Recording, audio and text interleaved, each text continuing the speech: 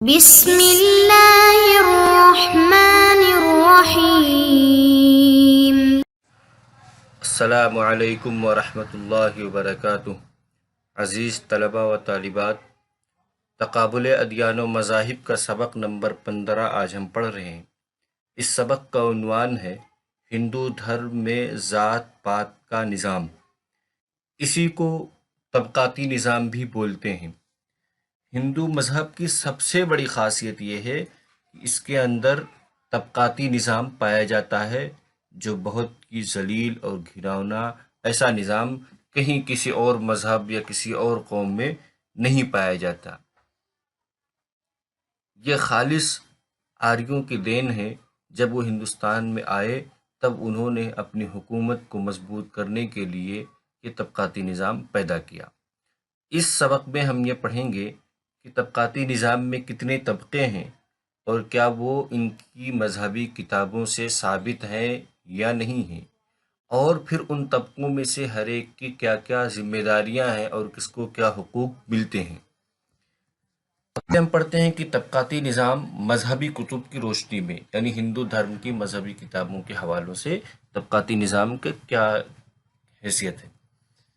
کہتے ہیں کہ ہندو دھرم کی ابتدا یعنی ویدک عہد میں ہی، جب ہندو دھرم کو ویدک دھرم کے طور پر جانا جاتا تھا، تبھی سے ہی آریوں نے انسان 4 طبقوں میں تقسیم کر دیا تھا۔ رگ وید میں انسان کے طریقے تخلیق کو بیان کرتے ہوئے کہا گیا، ایک منتر ہے رگ وید کا، کہ برہمن پرماتما کے منہ سے، چھتری بازوؤں سے، ویش رانوں سے اور شودر پاؤں سے پیدا ہوئے۔ یعنی یہ چاروں طبقے جو ہیں یہ سب برہمن سے پیدا ہوئے، لیکن کون برہمن کے کس حصے سے پیدا ہوا وہ بیان کیا گیا، کہ برہمن جو ہے پرماتما کے منہ سے، اور چھتری یا جس میں جن کی ذمہ داری بادشاہت کی ہوتی ہے، یہ بازوؤں سے جو جنگ لڑتے ہیں یہ بازوؤں سے پیدا ہوئے، اور ویش رانوں سے پیدا ہوئے، اور شودر پاؤں سے پیدا ہوئے۔ ان چاروں کی تفصیل آگے ہم پڑھیں گے۔ کہتے ہیں برہما کے اسی طریقے تخلیق کی وجہ سے برہمنوں نے انسانوں کو درج ذیل 4 درجوں میں تقسیم کر دیا۔ نمبر 1 برہمن، نمبر 2 چھتری، نمبر 3 ویش، نمبر 4 شودر۔ طبقاتی نظام کے اغراض و مقاصد۔ طبقاتی نظام کیوں بنایا گیا، اس کا کیا مقصد ہے؟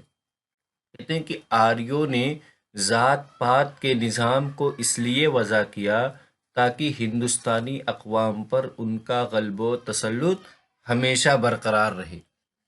پھر اس نظام کو تنقید سے بالاتر رکھنے کے لیے انہوں نے اس کی مذہبی بنیادیں فراہم کر دیں تاکہ کوئی تنقید کی جرات نہ کر سکے۔ آریوں نے اس طبقاتی نظام کی اتنی عمدہ اور خوبصورت انداز میں تشریح کی کہ مفتوح و مغلوب اقوام کے دلوں میں فاتح آریہ کے تعلق سے نفرت و عداوت کی بجائے احترام و تقدیس کا جذبہ پیدا ہو گیا۔ اس عبارت کا مطلب یہ ہے کہ آریوں نے ہندوستانی اقوام پر اپنے غلبے اور تسلط کو ہمیشہ قائم رکھنے کے لیے یہ نظام وضع کیا۔ یہ 4 طبقات بنائے، اور نہ صرف یوں ہی بنا دیا بلکہ مذہبی کتابوں کے حوالوں سے بنایا، تاکہ کوئی ان کتابوں کے تقدس اور ان کتابوں کے احترام کی وجہ سے اس کو تنقید کا نشانہ نہ بنائے اور اس پر کسی قسم کی تنقید نہ کرے۔ اتنی عمدہ طریقے سے پھر اس کی تشریح کی کہ جو مفتوح قوم تھی وہ بجائے ان سے نفرت کر کے اس کو بھی تقدس کا درجہ دے دی، اور اس کو جیسے انہوں نے بیان کیا ایز اٹ ایکسیپٹ کر لیا۔ چاروں طبقوں کی کیا کیا حقوق و فرائض ہے، وہ 4 طبقے، ان 4 طبقوں کی تفصیل پڑھتے ہیں۔ سب سے پہلے برہمن، پہلا طبقہ جو سب سے اعلیٰ اور معیاری طبقہ مانا جاتا ہے، جن کا کام پوجا پاٹ کرنا، عبادت کرنا یہ ہوتا ہے۔ ہم پڑھتے ہیں کہ ان کے کیا حقوق و فرائض ہیں۔ نمبر 1 پہ جو ان کے حقوق و فرائض میں آتی چیز وہ یہ کہ ویدوں کی تعلیم حاصل کرنا اور دوسروں کو اسے سکھانا۔ نمبر 2 دیگر طبقات کی مذہبی رہنمائی کرنا۔ نمبر 3 جس طرح اگنی بڑے معبودوں میں سے ایک ہے، اسی طرح برہمن بھی ہندوؤں کے نزدیک بڑے معبودوں میں سے ایک ہے۔ نمبر 4، برہمن ہر حال میں احترام و تقدیس کا مستحق ہے، خواہ وہ بے مروت کام ہی کیوں نہ کرے۔ نمبر 5، فقیر و محتاج ہونے کی صورت میں برہمن کے لیے بھیک مانگنا جائز ہے، بلکہ دوسروں کے اموال کو لوٹ لینا بھی جائز ہے۔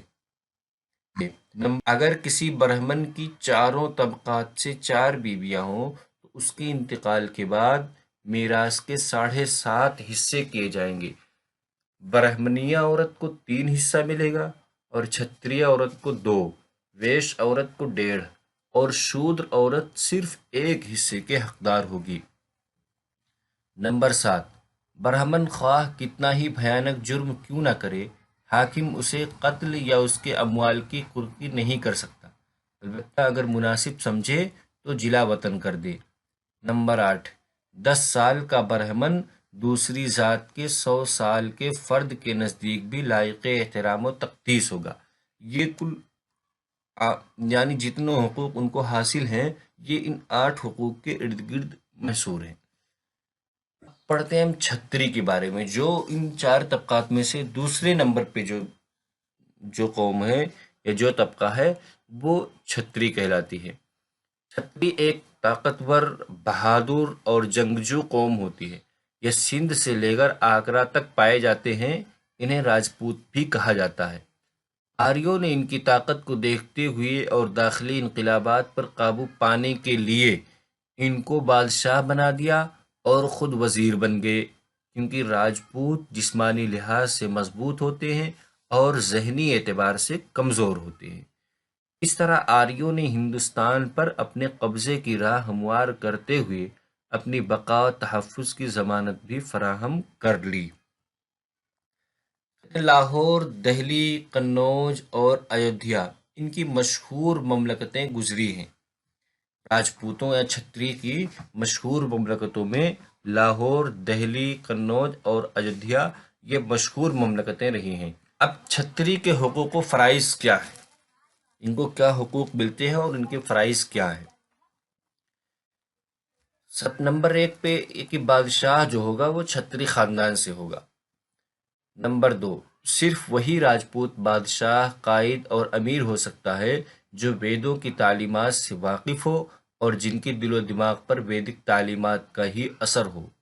نمبر 3، بادشاہ برہمن کے اموال کو نہیں لے سکتا کسی بھی صورت میں، جبکہ دیگر طبقات کے اموال کو لے سکتا ہے، چاہے اس کا وارث موجود ہو یا موجود نہ ہو۔ موجود نہ ہو تب تو ضرور لے سکتا ہے، لیکن موجود ہو تب بھی لے سکتا ہے۔ لیکن برہمن کا ایسا نہیں، برہمن کا وارث نہ ہو تب بھی وہ اس کے مال کو نہیں لے سکتا بادشاہ۔ نمبر 4، بادشاہ چور کے ہاتھ کٹوانے کے بعد اسے تختے دار پر لٹکا دے۔ نمبر 5، فیصلے میں رشوت لینے والے کے تمام اموال ضبط کر سکتا ہے۔ نمبر 6، حکومت کو ویش کے اموال تجارت سے 1/8 اور زراعت سے نصف عشر لینے کا حق ہے۔ تیسرا طبقہ ہے ویش کا۔ ویش کو تورانی بھی کہا جاتا ہے۔ یہ ترکستان اور توران کے باشندے تھے۔ یہ بھی ہزاروں سال قبل ہندوستان ہجرت کر کے آئے اور یہاں کے اصلی باشندوں کو شکست دے کر ان کے زمین و املاک پر قابض ہو گئے۔ آریوں نے راجپوتوں کی طرح ویش سے بھی صلح کر لی اور تورانیوں کے زراعت سے واقف ہونے کی بنا پر آریوں نے انہیں زراعت کی تجارت کی ذمہ داری سونپ دی۔ منو اسمرتی میں ہے کہ ویش کو چاہیے کہ زنار بندی اور اپنی ذات میں شادی کرنے کے بعد کاروبار میں مصروف ہو جائے اور مویشی کی نگہداشت کرے۔ ویش کے حقوق و فرائض کے ویش کے حقوق و فرائض میں نمبر 1 پہ آتا ہے کہ ویش زراعت و تجارت اور مویشی پالنے کا کام کریں گے۔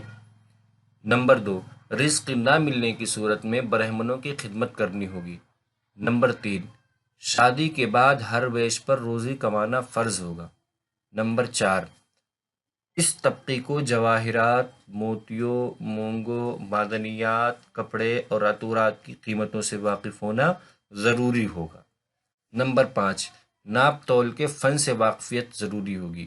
نمبر 6، مختلف زبانوں اور خرید و فروخت کے اصول و قوانین کا جاننا ضروری ہوگا۔ نمبر 7، اپنے اموال میں اضافہ کی کوشش کرنا اور دیگر طبقوں کے لیے کھانے پینے کی اشیاء فراہم کرنا بھی ضروری ہوگا۔ یہ کل 7 حقوق و فرائض میں 7 چیزیں ہیں۔ پھر سب سے نچلا طبقہ جو ہے وہ شودر کا طبقہ ہے، جن کو چمار کہا جاتا ہے، بلکہ انٹچیبل بھی ان کو کہا جاتا تھا، اچھوت سمجھا جاتا ہے ان کو، یعنی ان کو چھوا نہیں جا سکتا۔ یہ ہندوستان کے شودر جو ہیں ہندوستان کے اصل اور قدیم باشندے ہیں، جو آریوں کی آمد کے بعد ہندو معاشرے کا ذلیل ترین طبقہ بن گیا۔ یہ آریوں سے 1000 سال تک برسر پیکار رہے، بالآخر آریوں کو ان پر فتح حاصل ہوئی اور یہ سب قیدی بنا لیے گئے۔ آریوں کی ایک بڑی تعداد جنوبی ہندوستان اور پہاڑوں میں آباد ہے۔ آریوں نے ان کے دلوں سے شریفانہ زندگی گزارنے کا جذبہ بھی نکال دیا، یعنی ان کو اس قدر ستایا کہ ان کے دل سے ان کے ذہن میں غلامی پیوست ہو گئی اور یہ شریفانہ زندگی گزارنا بھی بھول بیٹھے، اور منو نے اپنی قوانین میں انتہائی حقیر و خسیس فرائض انہیں عطا فرمائے۔ شودر کے فرائض، شودر کے فرائض یہ ہیڈنگ اس لیے قائم کیا گیا، اس میں حقوق کا لفظ نہیں رکھا کیونکہ ان کو کوئی حق نہیں ہے، ان کے پاس بس ذمہ داریاں ہی ذمہ داریاں ہیں۔ نمبر 1 شود کے فرائض میں سے کہ شودر گاؤں سے باہر رہائش اختیار کریں گے، گاؤں اور شہروں میں گھومنا ان کے لیے حرام ہے، ان کا لین دین اور تبادلہ صرف اپنے ہی لوگوں کے ساتھ ہو۔ نمبر 2 شودر کے لیے ضرورت سے زیادہ اموال رکھنا جائز نہیں ہوگا۔ نمبر 3 برہمن کی خدمت ہی شودر کو جنت کا حقدار بنائے گا۔ نمبر 4 کسی شودر کو دینی امور میں مداخلت کا حق حاصل نہ ہوگا۔ نمبر 5 اگر کوئی شودر کسی برہمن سے بدلہ لینے کی کوشش کرے تو حاکم اسے سخت سزا دے۔ نمبر 6 شودر عورت سے پیدا ہونے والا برہمن کا لڑکا وراثت کا حقدار نہ ہوگا۔ نمبر 7 شودر بلا ملال کیے ہوئے تینوں طبقات کی خدمت کرتا رہے۔ یہ شودر کے 7 فرائض ہیں، ان کے علاوہ فرائض تقریباً اسی میں آتے ہیں اور باقی۔ آج کے اس سبق کا خلاصہ اس سبق کا خلاصہ سب سے پہلے اس سبق میں ہم نے پڑھا کہ طبقاتی نظام کو پڑھا کہ طبقاتی نظام مذہبی کتب کی روشنی میں کیا ہے، پھر اس کے بعد پڑھا کہ طبقاتی نظام کے اغراض و مقاصد کیا ہیں، پھر پڑھا چاروں طبقوں کے حقوق و فرائض کیا کیا آتے ہیں۔ سب سے پہلے ہم نے پڑھا برہمن کے بارے میں، برہمن کے کیا حقوق، پھر چھتری کے بارے میں پڑھا، چھتری کے حقوق و فرائض کو پڑھا، پھر ویش کے بارے میں پڑھا، پھر ویش کے حقوق و فرائض کو پڑھا، پھر شودر کے بارے میں پڑھا، پھر شودر کے حقوق و فرائض کو پڑھا۔ چاروں طبقوں کے بارے میں ہم نے مختصر طور پہ اس سبق میں پڑھا ہے۔